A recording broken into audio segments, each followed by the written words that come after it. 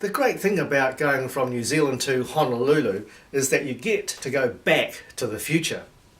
I left on Saturday and arrived the previous Friday as a result of crossing the international dateline.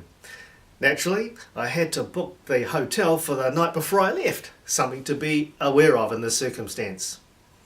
I programmed the points of interest into my GPS ahead of time, and that took the guesswork out of which bus stops I should get off, as Honolulu has an excellent bus network which I used extensively, including getting from the airport to Waikiki, which only cost about US $3. I figured I'd spend a few days in Honolulu to get acclimatized to the summer as I was coming from winter, and to get used to the change in the time zone, and in that way I could hit the ground running and not fall asleep at the Star Trek convention.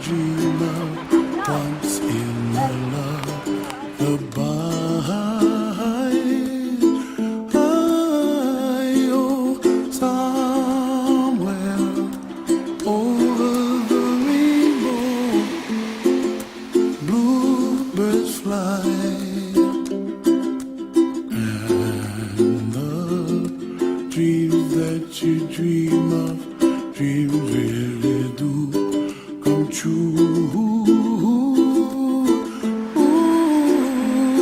Someday wish upon a star, wake up where the clouds are far behind me, where trouble melts like lemon drops, high above the chimney top. That's where. Rather than take the 12.5-hour flight to Los Angeles and then a 1-hour flight to Las Vegas with a layover, I decided to break the journey at the 8.5-hour point and stop over in Honolulu for 4 days. The trip on Air New Zealand's Boeing 777 was pretty good in economy class. Certainly not my first trip to Honolulu, but certainly my first to get out and explore the island. I booked at the Waikiki Backpackers Penthouse using hostelworld.com. You'd never think that this was the entrance. The great thing about booking a private room at the Backpackers is that you end up staying in the suite in the hotel next door for $60 a night instead of paying the hotel rate of $100 a night. It's a win-win situation for everyone. I get a good rate, the hotel gets a cut, and so does the Backpackers organisation. My room, although old, was clean and tidy. The Backpackers advert said breakfast included, so when I turned up for breakfast the next morning, the manager said, "Okay, here's the eggs, here's the bread, the fry pan is over here and the toaster is over there." I had the best of both worlds, staying in my own private facilities and also being able to use the backpacker facilities.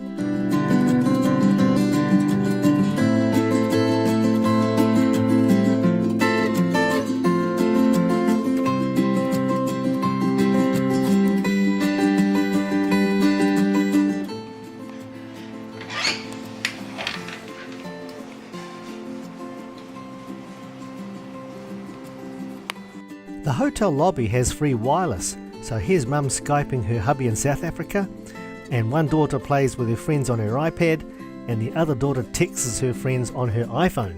My kind of family, an Apple one.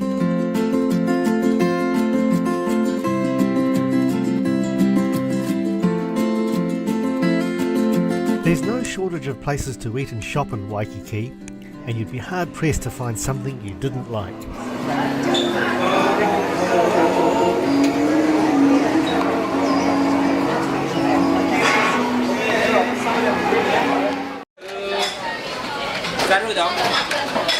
Green onion, yeah?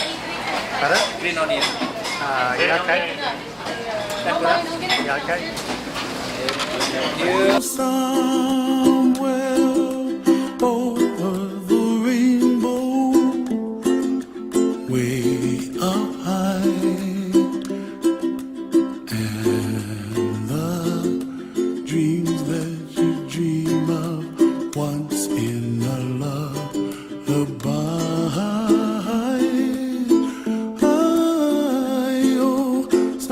On the second day, I decided to take a bus trip around part of the island to visit Robin's Nest, a place made famous in the television series Magnum P.I. starring Tom Selleck.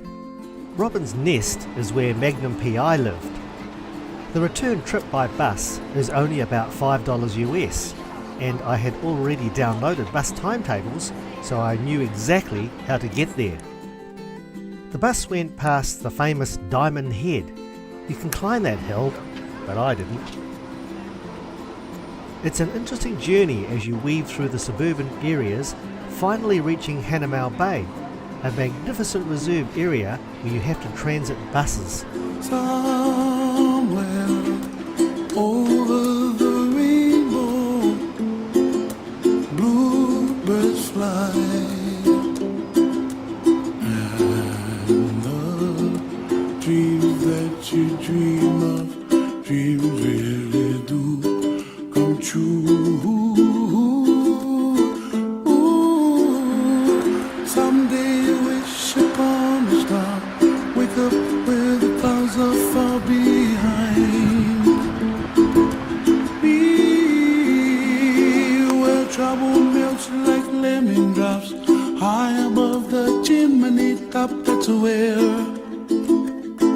you'll find me, oh, somewhere over the rainbow, bluebirds fly,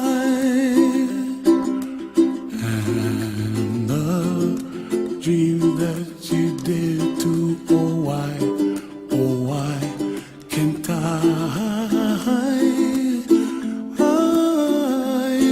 Please fasten your seatbelts.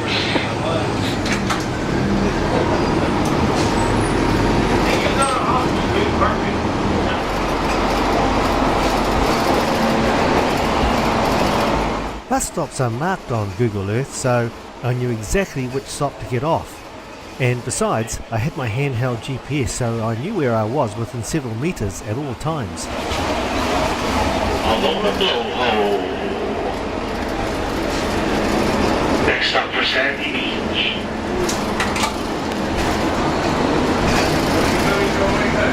Mahalo for your patience. Island. Next and final stop, Sea Life Park, where you get transferred to the 57 to go Wamanao and Kailua.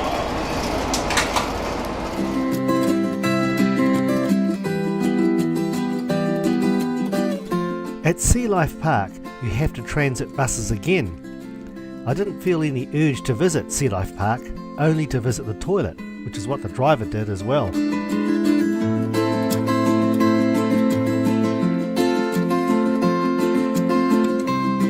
Robin's Nest at Waimanalo is pretty run down these days. The owner passed away recently, and for the moment it's deserted. The original tennis court, buildings and driveway are still there.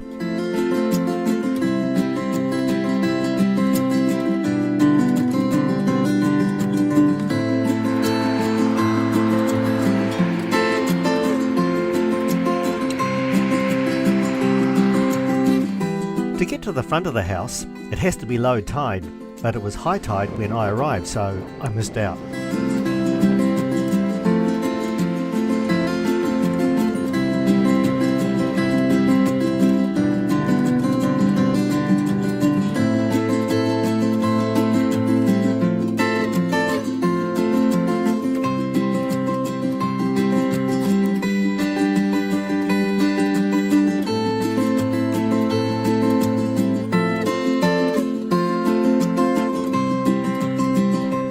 It was a Sunday, so there were families having time together at the beach. I wandered around for a bit, then took the bus back to Waikiki.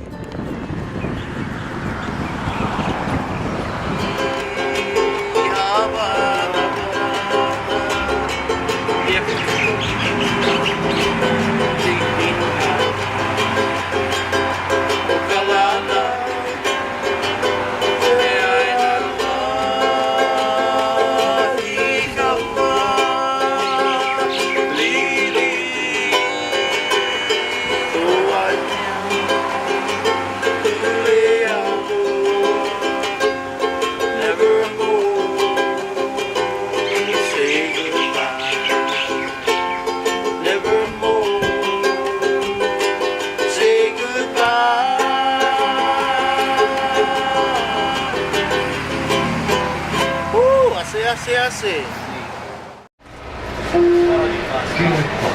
Wakapu'u Beach Park.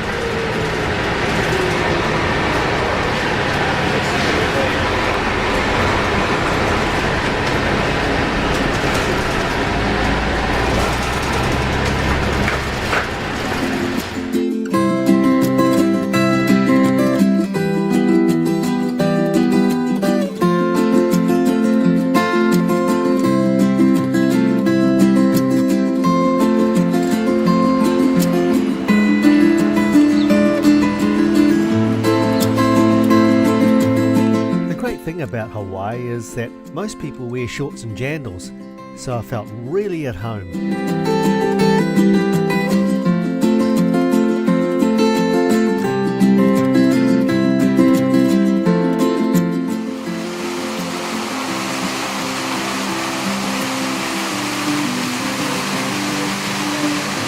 The next day was another free day, Monday, August the 8th. There are heaps of things to do in Hawaii, so I picked up a local brochure to see what I would like to do next. Scuba diving? No. Mountain biking? No. Mountain climbing? No.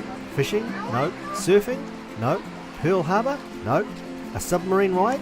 Yep, that was going to be the one for me.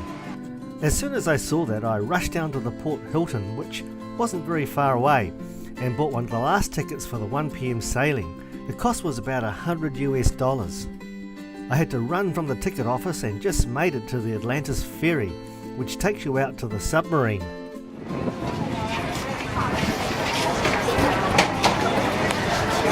Along with all the other pushy Asians, I had to be reminded not to rush for the hatch to get the best seat. There's no need to rush, folks. Every seat is a good seat, every seat is a window seat. The submarine captains blow bubbles, but not with their mouths though, before they are about to surface, so that the captain of the ferry boat can locate the sub and advise the sub that the water above is clear so that they can surface. The sub holds 64 people and there aren't any toilets on board, so you must be clear of number 1s and 2s for the duration of the undersea cruise, which is almost an hour. The whole experience is, in typical American fashion, incredibly well organised and incredibly safe.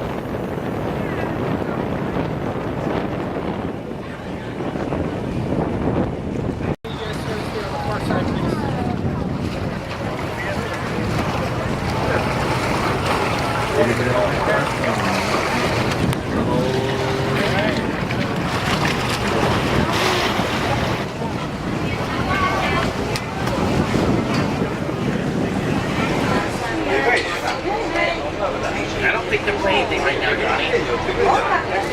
That's the boat we rode over. The cable goes over the top. Look at this.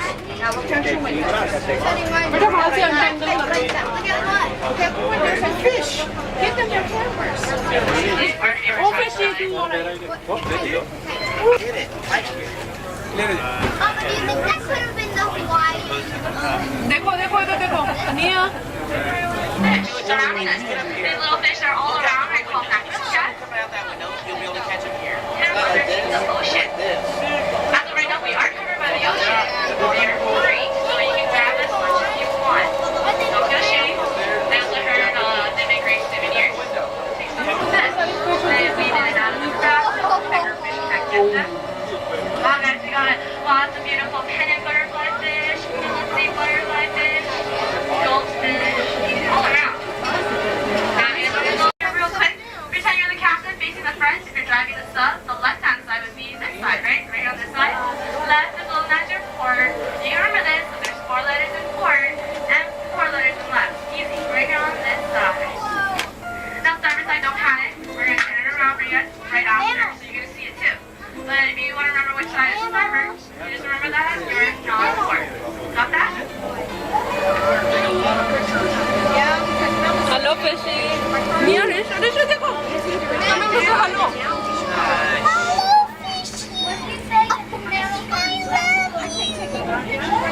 I heard that first dozen.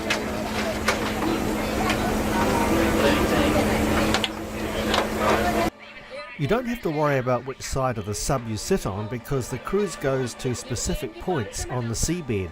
Aircraft, ships, reefs and various sea life such as turtles.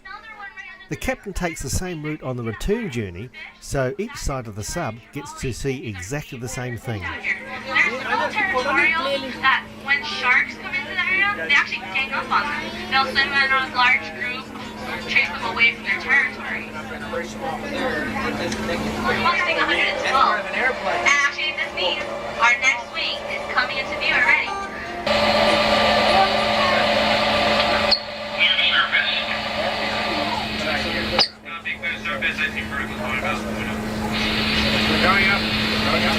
Going up. Alright guys, so you heard it. There it was. That was our surface telling us we're clear. Now we're pumping out all the water that held the submarine down. So here we go. We're floating back up.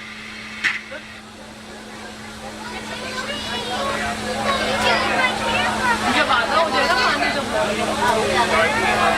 जब रही हो रही है ना आधा यहाँ तक पानी आ जाए आ गया ना तो फोटो ले Alright guys, and just like that, we are back. I hope you guys got to see the color change I was talking about. Now, although we are back, don't forget, we do still have to wait for our shuttle boat to tie up with us. So go ahead and stay where you are if you have a seat. If you don't, just hold on tight because we're actually going to have to wait for our shuttle boat to tie up with us. It's going to get a little bit rocky as we're waiting. So once again, just stay where you are. We'll let you guys know when we're ready. It does not come out.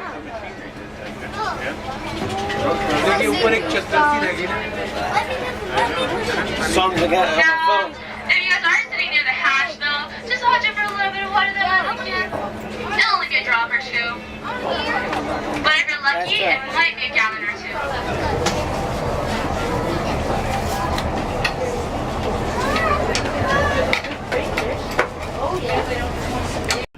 You wouldn't believe it. While I was leaning over the safety rail filming this, my lens cap came away and started falling into the sea. Fortunately, a gust of wind caught it and it landed right in the middle of the submarine deck. You weren't allowed to walk on that part of the deck where the lens cap landed, so I managed to get one of the crew to grab it for me. It would have been a real hassle to have no lens cap right at the beginning of a 52-day trip.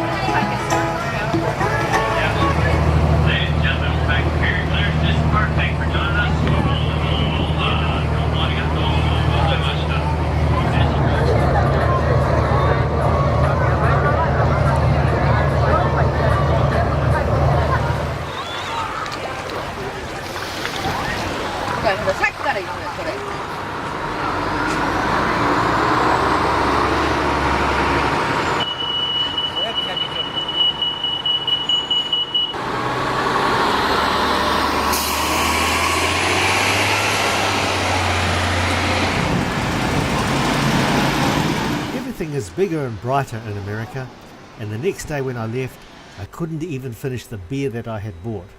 Oh, the pain of throwing it out.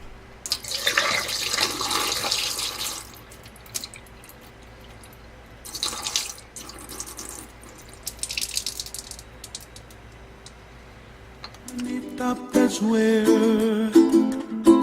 you find me, oh, somewhere over the rainbow, way up high.